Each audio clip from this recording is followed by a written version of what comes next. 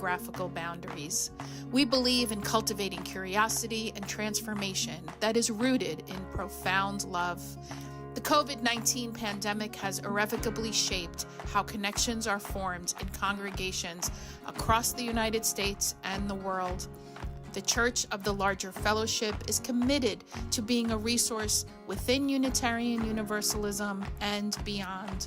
From worship to covenant groups, from classes to pastoral care, and from our monthly magazine Quest to our online community hub and our letter writing ministry, we have found ways to build connection and community even through the screen. We have been a model for ministry on the margins, providing services for isolated Unitarian Universalists, becoming a spiritual lifeline for our members in prison. The CLF supports the ministries of those who hold target identities: Blue, Black Lives of Unitarian Universalism; Trust, Transgender Religious UU Professionals Together; and Drum, Diverse Revolutionary Unitarian Universalist Multicultural Ministries, just to name a few. We know better than anyone how deep and meaningful connections can be formed, even from a distance. Unitarian Universalists have faced many challenges in these times, and we continue to persevere and fight for justice and equity for all people, especially during moments of crisis. We are proud to be a leader in this faith movement, and we invite you to get involved in our ministry. We strive to be a place where anyone from anywhere can find spiritual refuge anytime they need it. Welcome to the Church of the Larger Fellowship.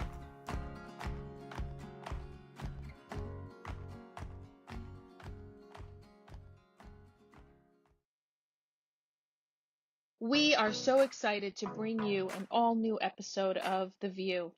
The VUU is a weekly Unitarian Universalist talk show discussing important faith-based topics from an anti-racist, anti-oppressive, and multicultural perspective. Every Thursday for the past 7 years, we have welcomed guests from every corner of the world.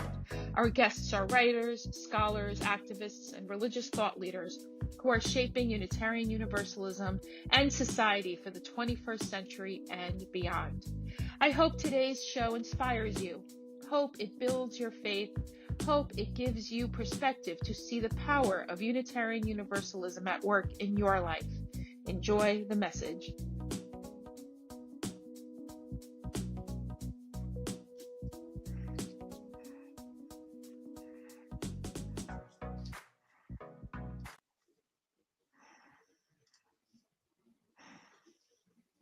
Greetings, beloved. Welcome to another episode of the Voices of Unitarian Universalism, also known as the VUU or the VUU, if you've been around here a while. This is season 12 episode, who the heck knows what.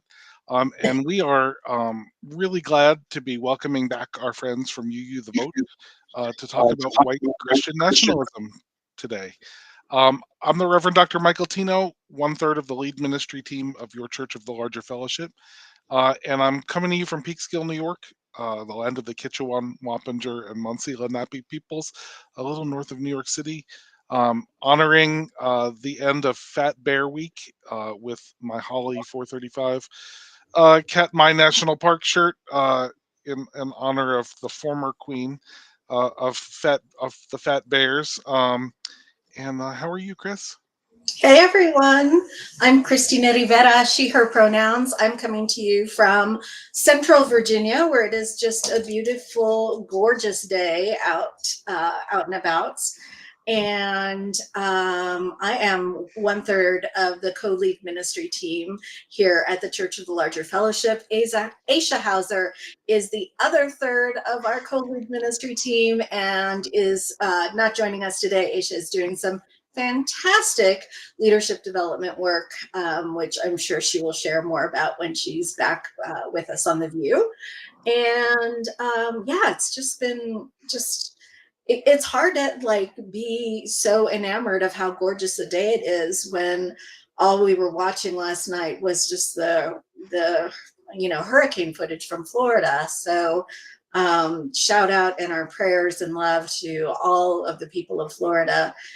even those who are not willing to affirm our inherent worth and dignity, we still affirm yours and hope that you all are safe and out of danger.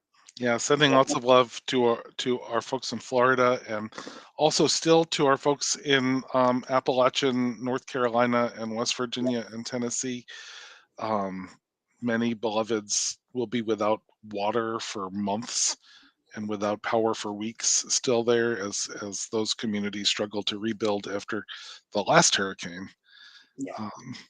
So It's always, to me, very moving to see, the first responders and the linemen, line workers moving, in. You see the freeways and highways, the line workers moving in while everybody's evacuating. That's one of those images that always stays with me. yeah, and the UUA has reopened its disaster relief fund to help Unitarian Universalists and UU congregations and our partner organizations in affected communities. And I'm trying to find, I think it's just uua.org/giving/disaster relief. But our guests might actually know better than me. I can find the post. You can bring our guests on. All right. Oh, there we go. I'm going to copy that and put it in the show notes. Thank you. There it is. So let's bring our guests on, shall we? We shall.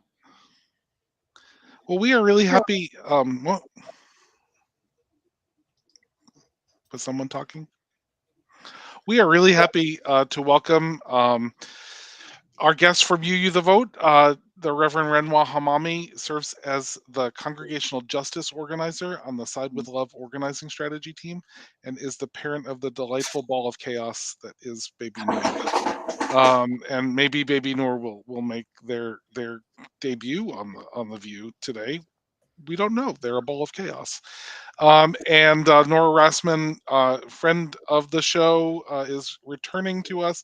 Nora is the democracy strategist with the Side with Love campaign. And I understand that today we are talking about Christian nationalism in a multiracial democracy. So, I'm really psyched. I guess if that's the topic you all were told we were talking about, then we're good to go.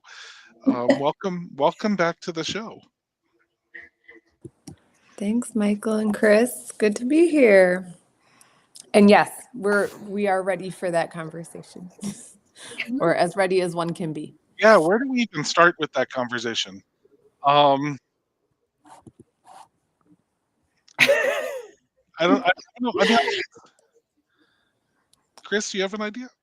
Well, I was just wondering, how do you dive into that conversation with folks who just are coming into it just being like, what the heck are you talking about? I think there's such a wide span of people's engagement and disengagement, with this. And sometimes, you talk to folks and you can just have the conversation. And sometimes you talk to folks and you're like, ooh, okay, I need to back up and reset my expectations for this conversation. So I would say, how do you even, what's the on-ramp to the conversation? Yeah. I think, so this is not something that in our work people are like, Ranwa and Nora, give us a presentation on this topic. Or in my experience, maybe Ranwa. No. Although I've attended a couple of presentations, but haven't presented them myself. Yes. But I think it shapes, I think my initial kind of reactions to your question, Chris, are I think being grounded in a historical legacy and understanding of the white Christian nationalist origins of the existence of the United States as a, project that, displaced and murdered many indigenous communities and then enslaved people of African descent, and then has just consistently maintained those white Christian nationalist values as embedded within our legal systems and the way that education is implemented. But I think that that's a lot, right? And I think that even in prepping for this, we were like, yeah, you all are probably hearing the like heightened anxiety and reckoning with Project 2025 that's happening in UU congregations in the last 6 months to year. And like how to make sense of something that is like that big, I think, then getting really precise and specific about like what are the local to where you are manifestations of this ideology and belief system, because it is overwhelming, right? I mean, I think it's like similar to beginning to build an analysis around white supremacy. It is like, oh, this is profoundly embedded in the ways that the culture and systems of this place are, and the violence of that belief system is obviously being perpetrated by the United States and other countries all around the world. So I think part of it for me has been around like, how do we reckon with the bigness, and coupled with getting specific about kind of how people who are either elected officials or people who hold informal power or run corporations might make decisions based on this ideology. So that's where I'll start. But yeah, I think about how a lot of attention has been given to Project 2025 in the last, even in the last 2 minutes, but even in the last, several months. And I think one of the things that, to echo a little bit of what Nora said, that Project 2025 didn't come out of a vacuum. Project 2025 comes out of some real intentional organizing by the religious right, by folks who would be considered white Christian nationalists, who have done some really, frankly, robust local organizing to be able to build up what they need to do to make this national project something that is very possible on the horizon with this outline of what their intentions are. So that sounds very doom and gloom, but it's also, I think we can't really focus on the pieces locally or nationally that we need to without understanding like how we got here. And how we got here was from the inception of this colonial project we call the United States, white Christian nationalism has been there and has been able to be a subtle presence. Well, I think, frankly, a not subtle presence at the beginning, kind of hiding away itself in the middle. And now it's like, oh, we have a little bit more flexibility to say this is a nation that should be run by the laws of a Christian God and a particular flavor of a Christian God. And so I think that's an arc we need to keep in mind, how that quieter organizing was happening in more recent history is something that we can, I think, look at a little bit more intentionally. Yeah, so I guess we don't have to go like all the way back to the doctrine of discovery, but like the whole European colonial project around the world was white Christian nationalism. That's what it was for, right? Like they didn't hide that, right? That was what it was for, was to spread Christianity around the world and create nations that were beholden to that particular version of religion.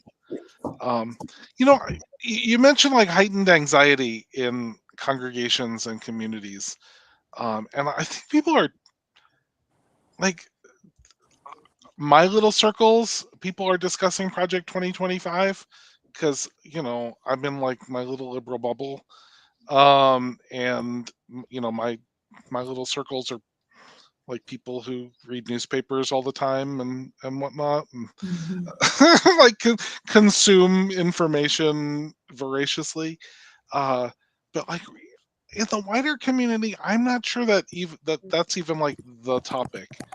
of discussion. And and I see, like, for example, a lot of the anxiety in the communities being around the repeal of Roe Mhm. as a particular manifestation of this project. Mhm. And all of a sudden, anyone with a uterus realizes, like, oh crap, we just lost control of our bodies, right? And I'm wondering if you might talk a little bit about how that particular part of the project is related to white Christian nationalism, because it certainly is, Mhm. right? It's part of this ethic of domination and control. Mhm. um, Yeah. Uh, Casual. Yeah, I mean, I guess I mean, I would say if the essence of the ideology of white Christian nationalism is there are a finite group of white people of Christian ancestry who have a right to exist, move freely, have access to mm, basic rights, care, estate protection, and so then everyone else is outside of that.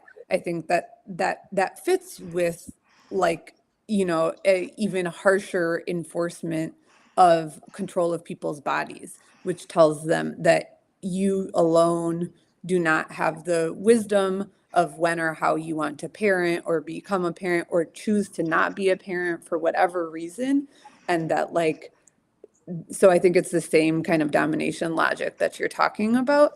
And I think that the anxiety around the Roe overturning has been a really interesting conversation that we've been able to engage a lot of people on, in large part because so many of our folks are very involved in the abortion amendments that either are reinstating abortion access in the context of Arizona and Florida to pre-Roe being overturned, which is still restrictive, right? It is mhm, not like everybody was having easy access.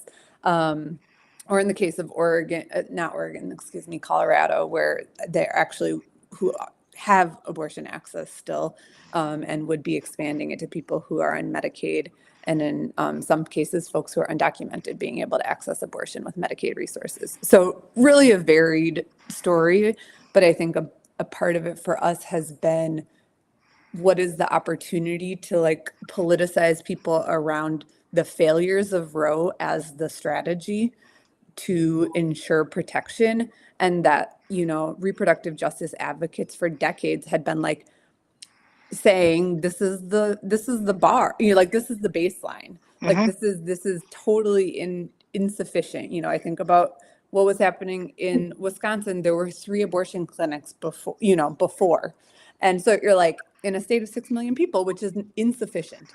And so a lot of people have to travel outside of state, either to Illinois or Minnesota.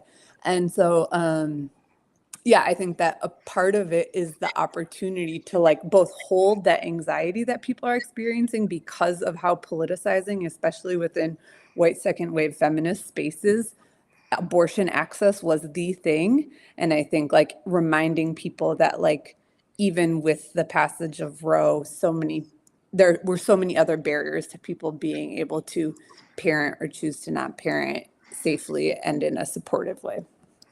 Yeah, and I think, like, the one of the things that comes up for me in this conversation around reproductive justice and how the Roe overturning specifically and the Dobbs decision, I think white Christian nationalism as a very particular movement has this idea of, again, power over domination over bodies, but I don't think it was prepared for the pushback that was going to come from other Christians. Uh-huh.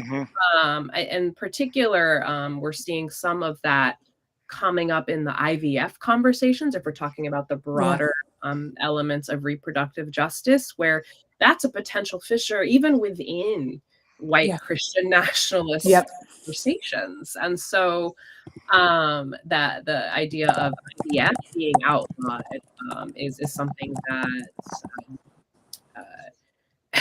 that is, they're starting to scramble, or we're seeing a little bit of a scramble and muddiness of what their stance is on it, because they realize, oh, this is something that could shift people away from this project that we have been moving towards. And so, I think that what are those avenues now that there is a little bit more awareness amongst those of us that are not only pro-abortion, but are also pro-reproductive justice? What are those entryways that we can start finding some of those shared values with people to move them away slightly from that that perception that Christian, a certain flavor of Christian, should be the head of the table of this particular project we call the United States. Yeah, so that's a little bit of what comes up for me in this book. I think there are those spaces. And I think these conversations that are happening are uncovering for some people the fact that the project, the white Christian nationalist project that has been so alive is dependent on like one particular flavor of Christianity, like getting to claim the mantle of Christianity, much less morality and and religion. And I'm frankly glad for those fissures, because they've claimed that mantle illegitimately for too long. Yeah, absolutely. I mean, I went to a Christian seminary. I went to Union Theological Seminary, where I went to school with folks of all flavors of the Christian traditions. Sorry, friends, for diminishing what your Christian traditions and denominations actually are. But as a Muslim, it feels like I get the right to do that today. But yeah, there are absolutely folks who, when you think about like sacred, our religious interfaith coalition of folks that have a lot, are led by a number of Christians and progressive Christians, if you will, that there are other narratives, other theologies that exist within Christianity that are clearly not aligned with white Christian nationalism. Yeah.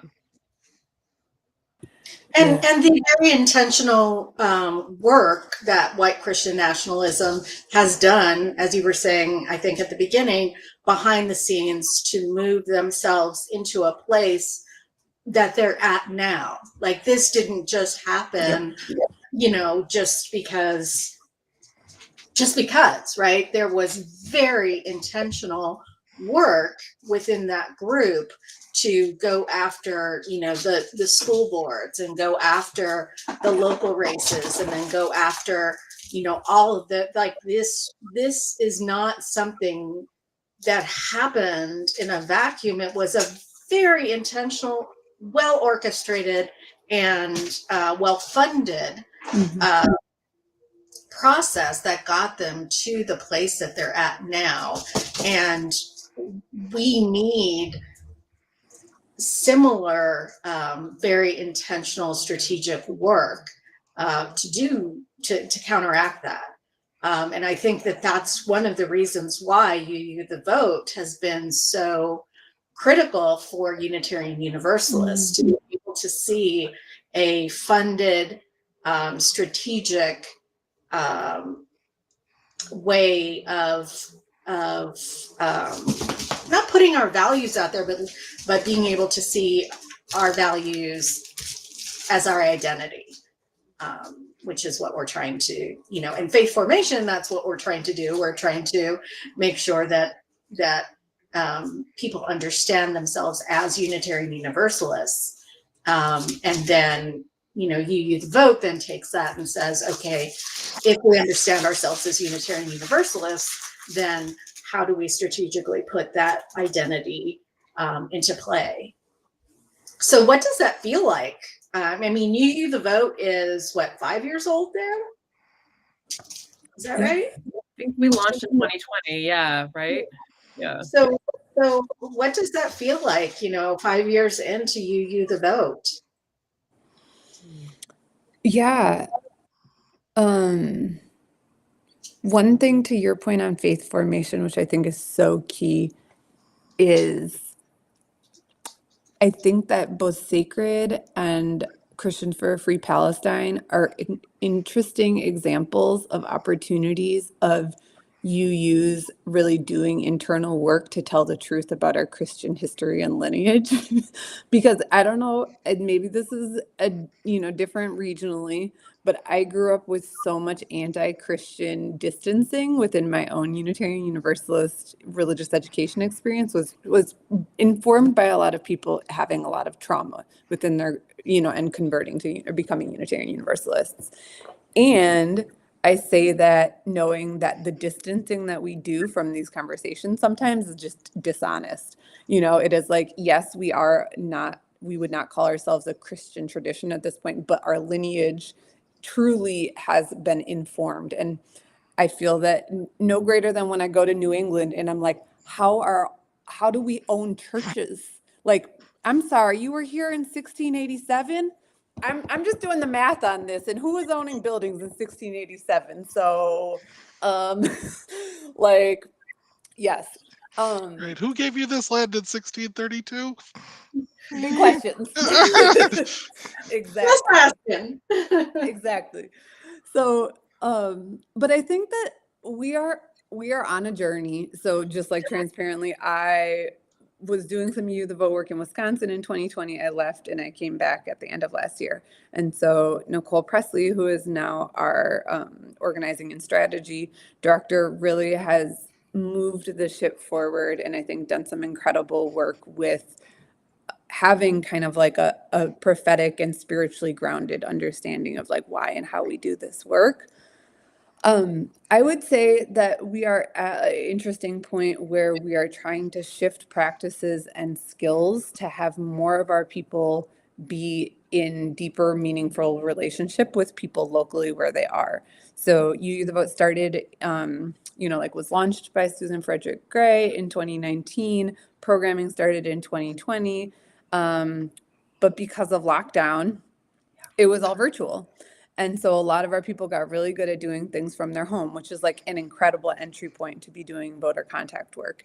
And when we look at effectiveness, both as far as if we were looking at a form of voter contact and its ability to move someone to action, and the action we're wanting them to do is vote, like doing the virtual work is a great starting place, but we really need to be building the skills for people to actually be on doors and having conversations. In large part because our hope is that we're embedding people within organizing groups that continue to do work year round. And so on November 6th, people are like, great, what's next for us? Maybe take a little beat, take a rest if you need to. I know people are going hard right now. So I think that that's a piece of it. And I think another piece of it is the reality that for many Unitarian Universalist electoral strategies disproportionately make up our imagination of how change happens. And so there is the reality for me as someone who sits on the Side with Love team, that I see the work that so many of my colleagues are holding that is more about culture change work or doing I'm thinking about like the Cop City campaign, which is a really interesting example of where like an anti-democratic practice of an attempt to use electoral systems to stop kind of the bulldozing of dozens of acres of land in Atlanta to create a militarized police force system is also connected to our climate justice work, which is connected to abolitionist or anti-policing work. And so kind of like, I think that I am curious about what might be possible for You the Vote in 2025 and beyond as we like better orient people towards understanding our electoral as just like one of many and lovingly agitating the electoralists to be like, so what happens when it's not an election season? Like you have incredible gifts and skills and talents, and like, can we see those exercised in the same way around city budget hearings or other things that are happening locally where you are? So that's kind of like a learning for me, just in seeing kind of the enthusiasm, which is incredible. And just like what data does that then give us about our people? Yeah, I think oh, I'm gonna go mute for a second. I'll, if it helps, I can jump in while a puppy has an opinion. Which I think that puppy was like saying amen to everything Nora was saying. Like, I can't vote, but I still want liberation. Right? Right? But I mean, look, here's the thing. Like, we joke, but that's actually a reality. It's like voting is one way that folks are using their voices to try to shift our culture, our and the structures, or even to frankly dismantle some of the structures that we have as we're talking about abolition. Yeah. And so I think, you know, I think there's a model that came out of the Movimiento de Pobladores in Chile of working within the state, against the state, and outside of the state. And so all of these are essential to our work, all of these strategies. So yes, electoral organizing is absolutely essential to our work.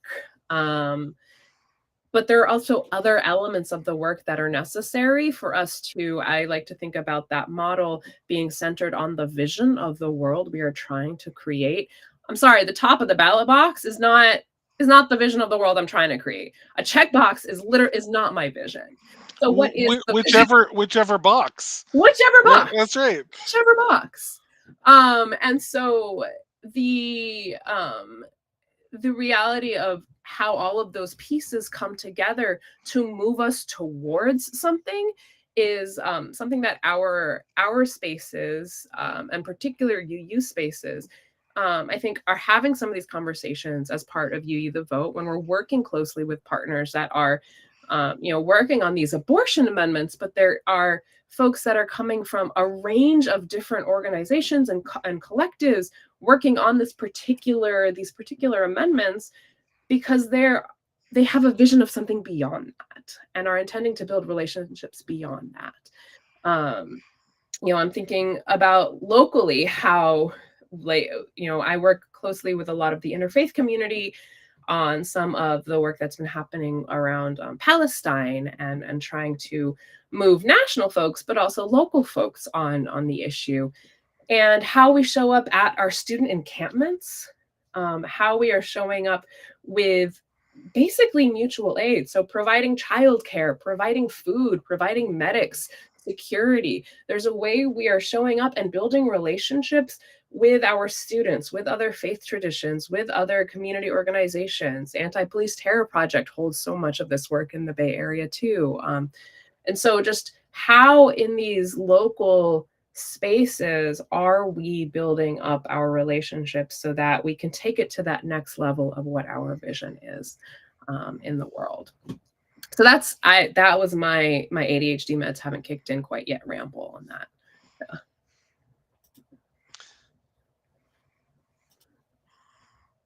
Well, what I was going to say is yes, amen. And like, how do we, what are some of the strategies for keeping that engagement between, right? Because we saw so quick primer on Unitarian Universalist history a little bit. We saw a mass exodus of Black and Brown people when there were promises made that were not fulfilled. And because of that exodus, there was a shift in resources within Unitarian Universalism to marriage equality, which is wonderful and very important as well, and was successful. And when that was achieved, we did not see a turn, a shift in then that engagement to something else, right? And so I'm wondering, like, how do we, hopefully things go well in November. And so how do we maintain that refocus? Is there something there that we can refocus folks to after the election? so that we don't lose that engagement. Because clearly, I mean, I would love for folks to be engaged about, you know, freeing Palestine and stopping the genocide and that.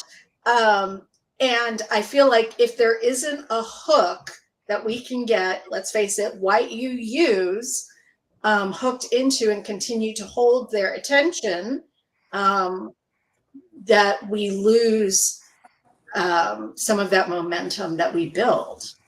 And we spend a lot of resource on building that momentum. Yep. Yeah. I think about, I mean, Virginia, Wisconsin, you know, I think like thinking about kind of like the boom and bust economy that exists even just surrounding electoral cycles. That like, I know organizers that have worked for 25 different campaigns that are in their 50s, you know, and that is because of, it is seasonal labor here in a way that is grotesque. And I think like people should actually be like their leadership should be built in a more sustained way. And that's just for people who are able to be paid to do it. You know, most people are giving their time freely to show up for these things. And I think like it's a quandary, like honestly, because I think the drop off is going to happen no matter what. But I think it's like, what is the container that electoral is creating that we can learn from? So for me, it would be, there are deep, specific, time-bound requests. Like it is like, this is urgent. This is why we need you now. This is why we need you to prioritize it on top of everything else. Also, because people believe in the strategy, there's money. There's way more money than any other strategy, right? And so that means people can staff it. People have swag. I don't know. People can be fed, you know, all the things that we do scrappily in other contexts, but it is resourced in a different way. And then, so I think a part of it for me is like kind of going back to like, how do we orient towards other campaigns and like what, at a national level, I think this is kind of a perennial question for Side with Love, right? Like we are adjacent to a lot of people who are doing incredible campaign work that might be incorporating direct action coupled with advocacy and policy work, coupled with local culture change work.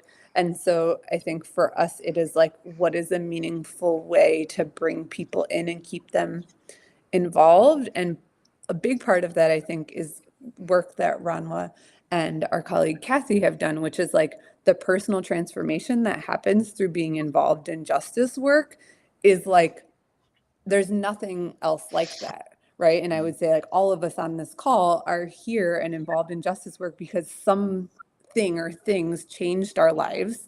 And it's like, it's not like maybe on Tuesdays I could do it. It's just like a way, an orientation towards the world. And how you spark that in people is like, I think it is like a spiritual question. And not in a way where it's like we all should become nonprofit employees, but it's like, what does it mean to dedicate your life to social movements, you know? And knowing that social movements have to be porous enough to welcome more of us in. And that is our work to do too, to like decrease the barriers while at the same time ensuring that people know that like, depending on where you are in your life, maybe you can't show up. You have health things, you're tending to a child or parent, you know, you think the strategy is stupid. Like there should be reasons why you can move away too. But I think there is kind of this like, that like deeper transformation and like allegiance, I think is like the thing that we are trying to like understand. How do we support? And so for me, that was like doing anti-racism work as a high school student and like going to a private prison in 2001 as a young adult and being like, what the fuck is going on here? And, you know, I think, so it's like, how do we build opportunities for people to have these life-shattering in many ways experiences that like make us loyal? Yeah. There's the word belonging comes up for me, because I think there's a level to which, I'm gonna briefly jump back into that, like the white Christian nationalist narrative creates a space that folks feel like they belong. They are part of something. Yeah. There is something seductive about that narrative that says, I can be a part of this. I am a part of this. So what is it that we as a faith tradition and as, a broader social movement can have already started to do? Where are those spaces that exist? Where are the places that we can interrogate, to your point, Christina, about the spaces where we have failed to really understand the ways in which we haven't provided or created a sense of belonging and really grown what is beloved community? And so, I think about, the example that Nora was talking about, where Reverend Kathy and I did some really deep relational work with a core group of folks. And we started small. Like there's that reality too. We started small. We started small with these 1-to-1, 1-to-2 relationships that really have grown into, some of those folks have been doing some really robust work around UU the Vote. Some of those folks held a barn dance as part of their UU climate revival. So, it's that really intentional relational work of getting to know and investing in each other that I think really can, it's the fractals that Adrienne Murray Brown reminds us about. It's that piece of the work that it can feel like slowing down, and to a degree it is. But it's so important because we're trying not to leave each other behind. So how are we doing that work truly relationally, with care, with intention, with the people that we love in this moment? So I think that's how are we creating belonging for one another and with one another? Sort of what's coming up for me. Well, and it's interesting to hear you talk about that, because, in the white Christian nationalist belonging, the reward for considering yourself part of that group is, like, to them, it's very clear. And I think we have to be able to talk about, like, collective liberation as the reward for belonging to a group, to a group dedicated to building those relationships. We talk about this at CLF all the time, but we as a broader I think need to understand that there's a reward for it, and it's not we're going to get rich, and it's not we're going to go to heaven. It's that, like, everybody's going to be free eventually. I mean, I don't know. That has to be worth it. That has to be worth it to people, and we have to make that case. I have to make that case. I think part of that is explaining to folks who think that they're free that they're not. And because the folks who aren't free are very clear on the concept. Yep. Right? like we are super, super clear on the ways in which we are not free. But folks who have this idea that they are, and that it's their right to be, their right to comfort, their right to freedom, that the only responsibility that they have under our faith is as the white savior to bring freedom elsewhere, is not clear on the concept, right? They're not clear on what the assignment is, because they have this idea that they already are. And so part of it is this balance of not wanting to center, right, that population, that cohort, but also recognizing that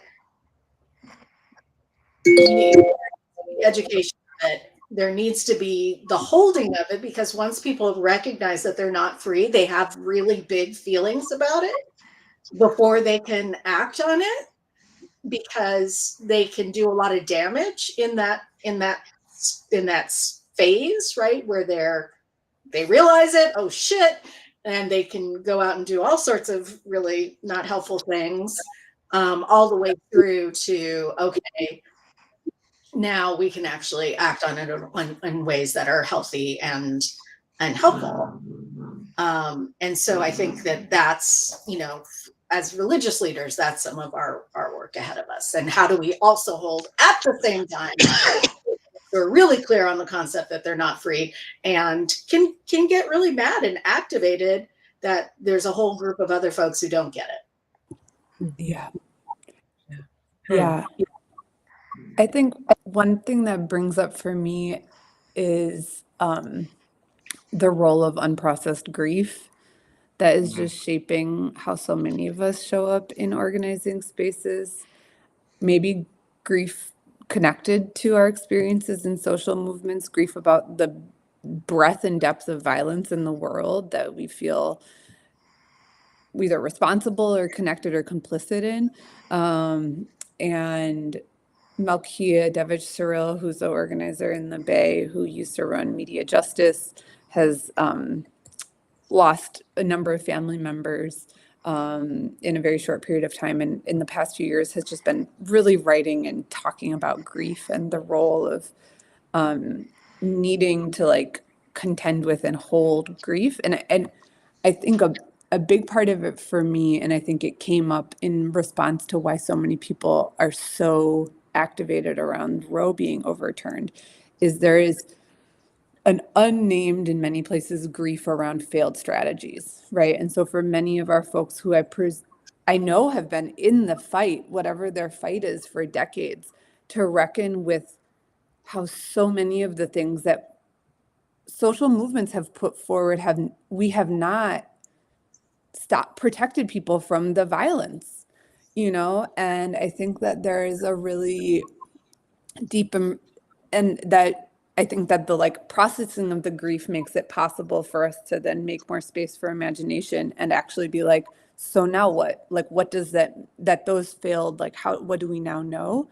But I'll drop in the chat. I can't talk about this resource enough because it's just been so foundational to my understanding of the world. But the work of Critical Resistance as an abolitionist organizing group who really continue to hold the contradictions and limits of reforms that many of us, myself included, have put forth as ways to decrease the violence of policing and carceral systems. And just being real about how creative so many of the structures of our economy, the way that they are aligned with the current status quo of domination and violence, mean that even when we make demands to defund, what gets funded are alternative ways that surveillance and containment of humans happen. So great, now we just have hundreds of thousands of more people on ankle monitors who can't leave their homes.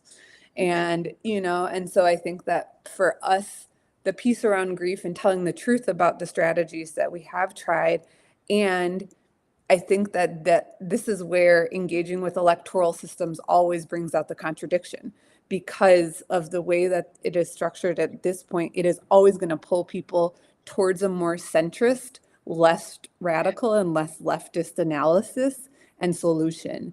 And so I think how we, as a human, I think that it is something really hard. One must contend with it. And again, that's as a faith community, as a faith tradition, that's something that I think we live in a contradiction as Unitarian Universalism, in that we have the responsibility and potentially the faith equipment, if you will, to create those spaces for real grief and understanding how that grief can point us to our longing. It's not a muscle that we've necessarily exercised because of the history of our tradition, where so many of our people and identities historically haven't had to contend with grief in these really profound ways. And now I think we're finding that contradiction and that gap. But I think there is, in those conversations with folks who have been in movement spaces for decades, saying, I can't believe I'm back where I was 40 years ago. And so having that conversation about, well, what was the vision 40 years ago? How does that vision limit what is possible? What is the vision we can try to orient ourselves towards now? And so grieving that investment, but also, and that loss that came from that investment, but then also where can we move with that is so important. Yeah. And I think, we have those spaces that in a lot of, our healing justice frameworks, where there are people who hold that without doing the grief work, we can't do the healing work, and then we can't do the liberatory work. And so how are we centering the communities, the relationships with those communities who have been grieving for our entire existence, and holding that grief into moving it into a visionary space? I think that's something that as a faith community broadly, we have an opportunity to do more of now. And I wonder, my brain is connecting like what Chris said and what Nora said and what you said, Renoir. And I'm making these connections in my brain, and I don't know if they make any sense outside of my brain. So I'm going to try this on. I wonder if actually creating that faith space to do that deep grief work is an entryway for the people who think that they're free to understand that grief comes from this like Christian dominionist project that created the society that we live in. Right? Like it's connected, right? You talked about Adrienne Marie Brown's understanding of fractals, right? What we do on the small is what we do on the big. And that grief, that violence comes from the fact that we are not free. Mm-hmm. Right? And if we can actually connect those, like, yes, it's important to like have that faith space to do the grief work, to enter into it, to heal it. And like once it's begun to heal, we need to understand where it comes from. And so it might be an entry point too. Because certainly, as you said, the people who've been grieving their entire existence understand where it comes from.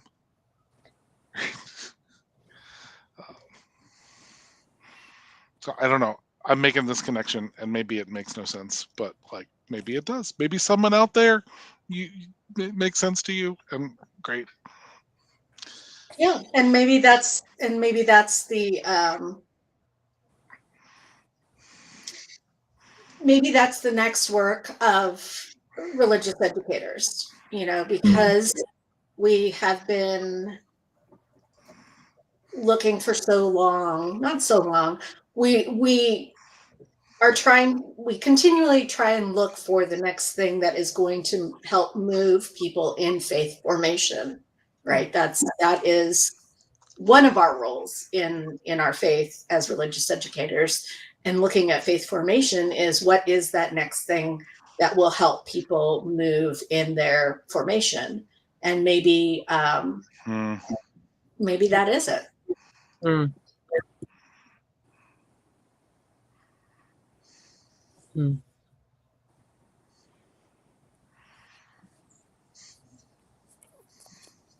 We're gonna have to let that marinate for a while. That might be like a powerful series of shows all on its own. Like, how do we engage that work of grief and trauma and healing in a way that is faith filled and faith developing and multicultural and love-centered and justice-oriented, and that also then leads us to something next.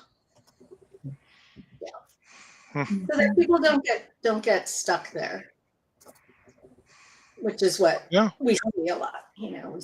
We see folks get to the edge of what their comfort zone is, which I think we saw, circling it back to marriage equality. I think we got, that edge of people's comfort, and then we brought into, Black Lives Matter and white supremacy, and we got to the edge of our comfort zone there.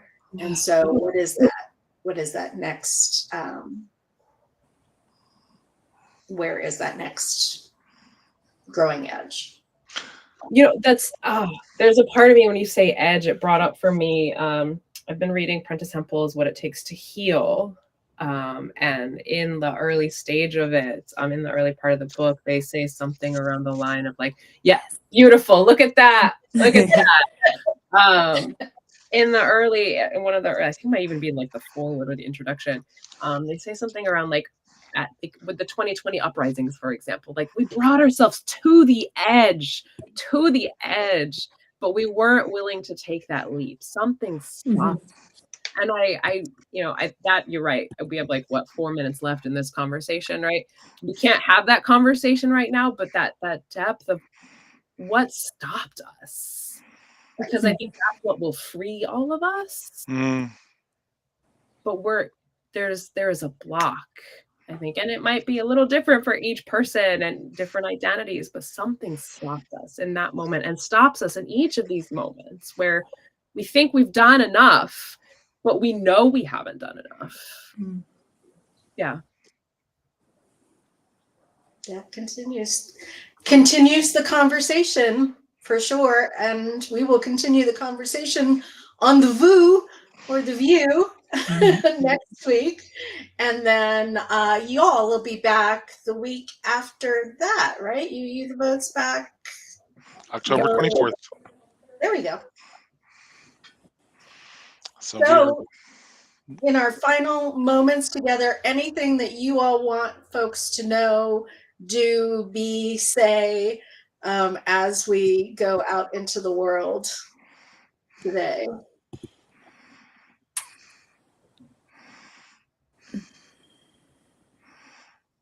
I think if we assume that many of us are experiencing significant grief, I think it informs how we are with each other. And so just offering an invitation towards grace and humility to shape the way that we move with each other. Because I think now we're 20 some days from the election, and I think the urgency and anxiety truly can make us move out of alignment with our values. And our hope is that whatever you're doing, you're connecting with people who on November 6th and for the weeks and months after will still be doing and holding the work. And so just an invitation to continue to deepen relationships with grassroots organizations that are rooted in racial and economic justice wherever you live, and to find more info about us at sidewithlove.org and VUUthevote.org. Nice plug. Yeah. I think it's just take care of one another. I think it seems really reductive, but this is an opportunity to just offer care to each other from that place of humility, grace. There's joy in offering care to one another. And so it's a lot. We're not going to stop it in the next month, but that stopping it isn't the point. Creating something new is. And so just care for one another so that we all make it on the other end of this alive. Amen. Thanks everyone for this episode of The VUU. We will be back same time, same channel, same place. Well, maybe not the same places. You never know where your hosts are coming to you from. Next week. And we look forward to seeing you then. Bye.